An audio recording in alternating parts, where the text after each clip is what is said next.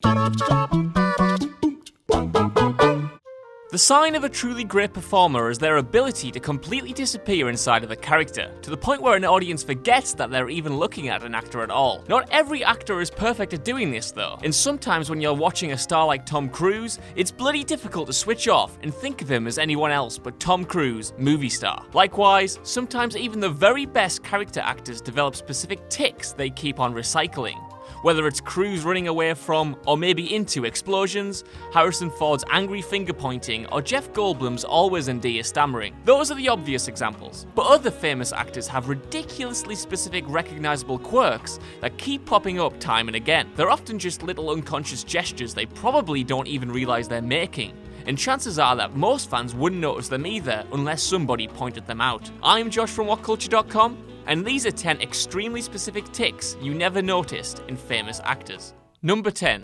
Jon Bernthal's head rub. While Jon Bernthal gained popularity thanks to his 2-season stint on The Walking Dead, the actor also gained a reputation for something else whilst on the show, rubbing his head in just about every goddamn scene he was in, especially once he shaved his noggin.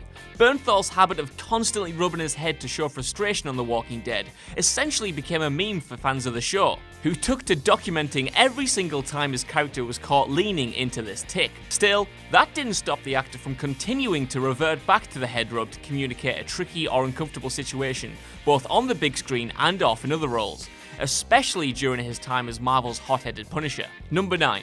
Liam Neeson always reverts to his regular accent. Well, you've got to hand it to him for giving it a go at least. That's to say, Liam Neeson doesn't seem all that fussed when it comes to accents. No matter what movie he's in, or whatever accent he's supposed to be doing, the actor always goes back to speaking in his regular voice partway through the movie. Seriously, he'll start off doing a bad American accent or something, Taken for example, and then it will naturally disappear entirely at random at some point in said film. Almost as if Neeson, fed up with trying, looked in the mirror and said, f it, who cares? And it's true, nobody really cares what accent Neeson is doing. And he's one of the very few actors who, for some reason, gets away with being able to talk with a constant Irish tinge, despite roles that make no sense with it at all. It's not that he doesn't try, it's just that he's not that good at accents, and assumedly always forgets that he's even supposed to be doing them. Number 8. Eddie Murphy's Bruce Lee look. Alongside the famous laugh and making an impressive number of terrible family movies, there's another Eddie Murphy tradition that has probably slipped by most people. It started out during the production of his first movie 48 Hours, where he was nervous he wouldn't look convincing holding a gun, and the only idea he could think of was to copy Bruce Lee's signature style of darting his eyes around intensely. As long as you think you're a badass, the audience will as well. And Murphy's adoption of Lee's signature style turned him from being a wisecracker into a genuinely convincing action star pretty much instantly. It was so successful in fact that he copied it for any subsequent action role. Number 7. Kiefer Sutherland's hand-wringing. It was in 24 that Kiefer really developed this strange habit, where Jack Bauer would walk in, listen to some babbling exposition, and start absent-mindedly wringing his hands while pondering what he could blow up next. Hell, there's even levels to what kind of hand-wringing suits which scene. If he's sitting down while doing it, then it's often indicative of a more relaxed emotional moment. But if he's standing up, you know he means business. And it almost guarantees that some poor dude is going to get tortured. Since Kiefer had to shoot endless scenes where he's just standing around and listening, he probably developed this habit to give Jack some inner life. Number 6. George Clooney's charming head tilt. Go on, pick a George Clooney movie. Any George Clooney movie will do, and you're all but guaranteed to witness his patented head tilt. This will usually happen when he's been super charming to a love interest, explaining something, and at a key moment, turning a little to the right and striking a Clooney grin that inevitably melts their hearts. Number 5. Mel Gibson's chain smoking. We all know Mel Gibson was strangely fond of roles where he got brutally tortured. See Lethal Weapon, Braveheart, and Payback for details. But back in the day, he had another bad habit too, playing characters who constantly chain smoke like crazy. Revisit just about any of his past work and you'll see him with a ciggy in hand. From The Year of Living Dangerously, Gallipoli, Lethal Weapon 1 and 2, Air America, and the recent How I Spend My Summer Vacation, to name a few.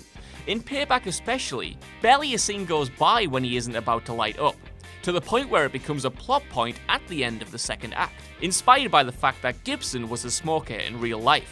But in fairness, it only comes into play when it fits the character. Number 4. Harrison Ford's twitchy grin. Harrison Ford may be best known for his angry finger tic, where he'll get right up in some poor guy's face, be it a detective, the US president, or even Jabba the Hutt, and yell him into submission with his righteous anger. But he's got another habit that crops up just as much as this. That's his trademark nervous grin, cropping up in scenes where a woman might be flirting with him, or a friend gives him a well-deserved compliment for being, you know, Harrison Ford. This grin can be seen anywhere from A New Hope and Raiders of the Lost Ark to Patriot Games, Clear and Present Danger, and Air Force One. Number 3. Steven Seagal loves sitting down. Steven Seagal has displayed an impressive range over the years, where he can play anything from cops to CIA agents to ex-cops and ex-CIA agents. Some people might see this lethargic style as a recurring motif in itself, where he'll greet any given situation, be it ordering coffee or hearing about the death of a loved one, with the same facial expression and tone of voice. Anyone who's seen a few of his movies might notice he takes low-key to new levels though, in that he really loves sitting down for most of his scenes. In his later work, that's how he spends most of his screen time, sitting down with his arms folded while other actors do most of the talking. Hell, even when it's time to stand up and fight, he all but sighs because he actually has to get up to kick someone's ass. He's done it in movies including Fire Down Below, A Dangerous Man, Driven to Kill, but it was especially brazen in Machete, where he spends 90% of his part talking over Skype while a myriad of scantily clad ladies sit on his lap. Nice to see you aging gracefully, Steven. Number 2. Tom Hardy's bug eyes. Nobody can doubt Tom Hardy's acting abilities. And sure, sometimes his choice of accent can be a little mystifying. Scientists are still trying to decode Bane's dialect, but even then he generally delivers electrifying performances to go along with them. Still, one bad habit that keeps cropping up throughout his filmography is the compulsion to bug his eyes out during intense scenes. He's done this in everything from Star Trek Nemesis to The Revenant, in which he spends a good chunk of his scenes with his eyes practically popping out of his head. It certainly makes him look dangerous, and I'm pretty scared he's mad enough to take my own eyes for his own, but he might want to dial back on it before one of them actually pops out. Number 1. Tom Hanks always needs the bathroom. Everybody loves Tom Hanks, and in fact, he might just be the closest thing to a living saint that we have. He's got the smile, he's got the charisma, and if anyone has a bad thing to say about him, they've kept it quiet. We even all forgave him for the Da Vinci Code. So it might come as a surprise then that one of his recurring acting tics is playing characters in constant need of the bathroom. Number 1 and number 2. Hanks always commits to the reality of the situation too, expertly expressing the release of a long-delayed pee in movies like A League of Their Own, Apollo 13 and Forrest Gump. And what would you know?